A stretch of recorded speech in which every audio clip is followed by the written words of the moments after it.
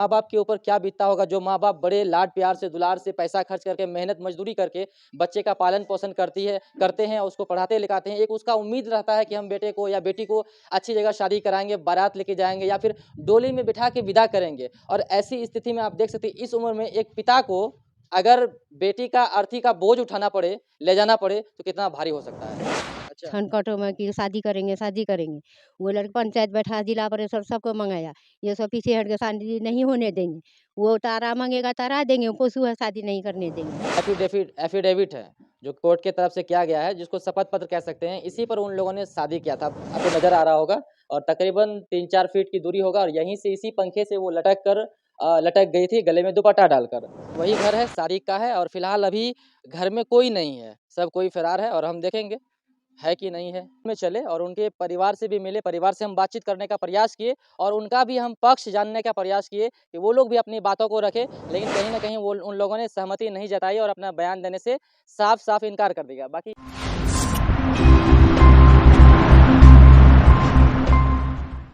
इस वक्त हम बेगमपुर में हैं और आप सबको घटना पता ही होगा कि साहिबा का, जो कि आज से ठीक 5-7 दिन पहले प्रेम प्रसंग के मामले में पंखे से लटक कर जान दे दी। और उनका परिजनों का कहीं ना कहीं आरोप था कि उनके ऊपर जो लड़का सादिक जो नाम था, जिनके साथ उनका प्रेम प्रसंग का मामला चल रहा था, कहीं ना कहीं उसको बार बार टॉर्चर कर रहा था, ब्लैकमेल कर रहा था और कई तरह से उसको प्रताड़ित किया जा रहा था, जिसके कारण वो डिप्रेशन में आके वो अपना सुसाइड कर ली और हत्या कर ली। तो अभी उनके घर पर आए हैं और आज मोटा मोटी 5-6 दिन हो गया और हम लोग यहाँ पर इस चीज़ को जानने के लिए आए हैं कि अभी तक क्या कुछ कार्रवाई हुआ है। फिलहाल अभी चलते हैं, उनके परिजनों से भी हम मिलेंगे और जानने का हम प्रयास करेंगे क्या कुछ कार्रवाई हुआ है।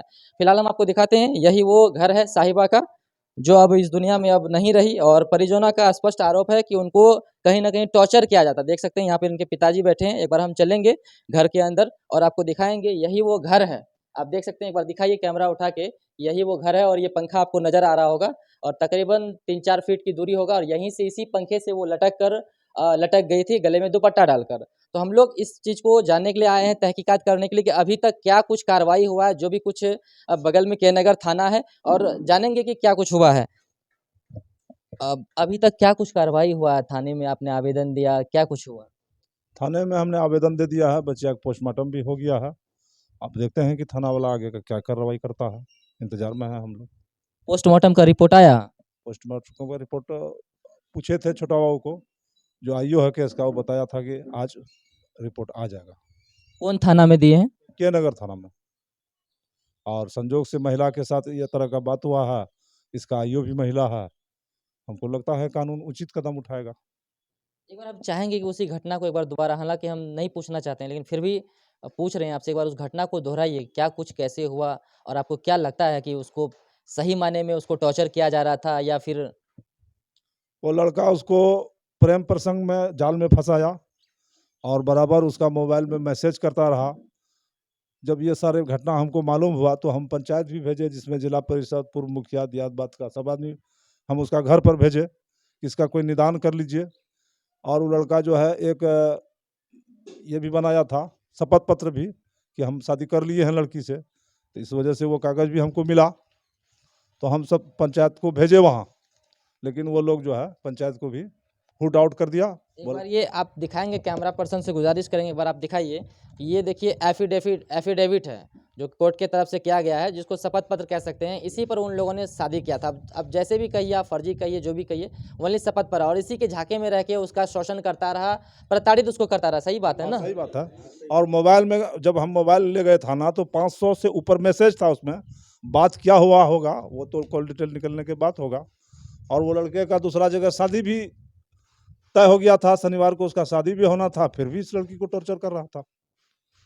उसका मकसद तो शादी करना नहीं था, घर उजाड़ना था।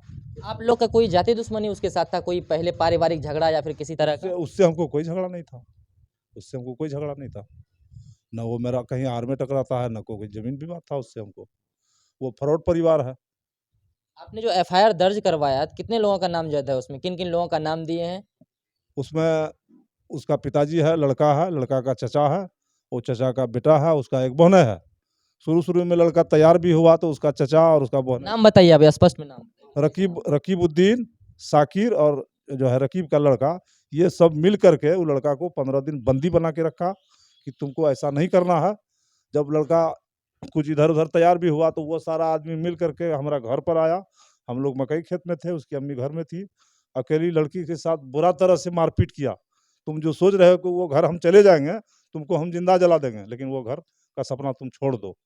लेकिन लड़का मैसेज मारता रहा। लड़की डिप्रेशन में थी।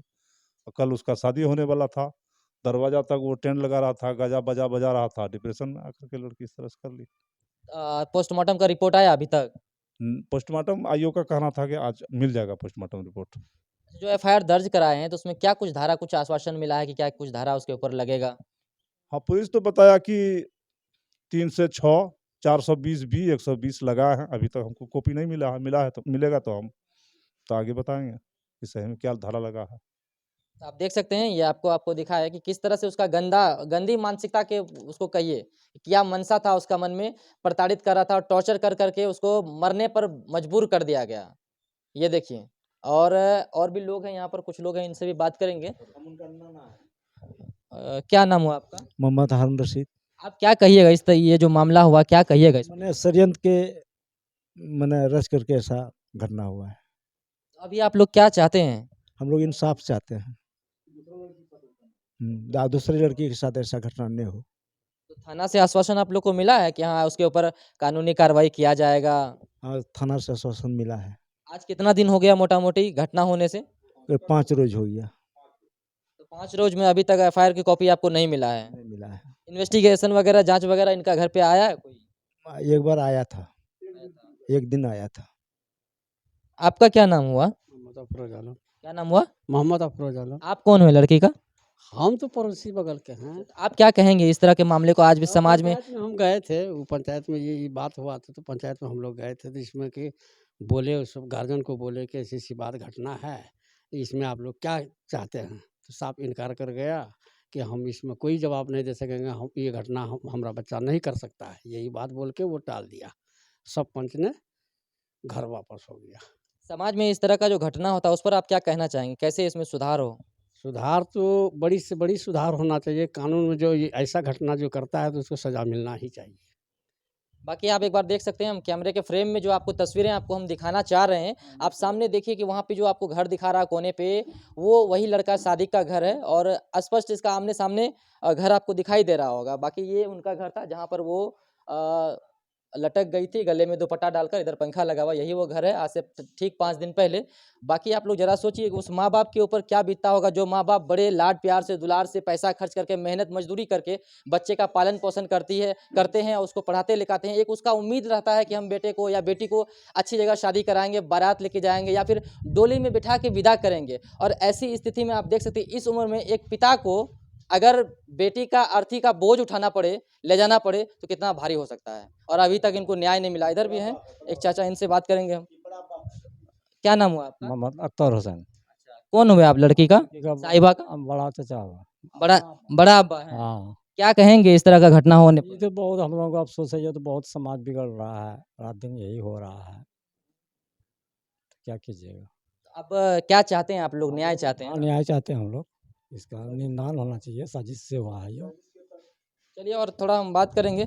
5 दिन आप कह रहे हैं कि 5-6 दिन हो गया और अभी तक कुछ नहीं हुआ है, क्या लगता है आपको अब तक नहीं हुआ है?